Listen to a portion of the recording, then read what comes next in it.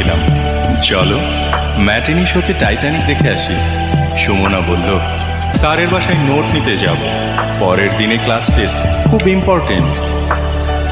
James ক্যামেরনের মায়া কাটাতে না পেরে 200 টাকায় ব্ল্যাকের টিকিট কেটে হলে ঢুকলাম।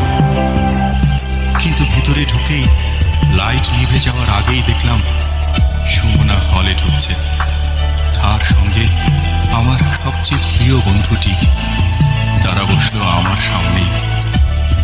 অন্ধকারের আশ্রয়ে নিজেকে লুকিয়ে নিলাম। হায় জেমস ক্যামেরন, তোমার ছবিতে শুধু জাহাজই ডুবেনি, ডুবেছে অনেকের মন, প্রাণ, ভালোবাসা।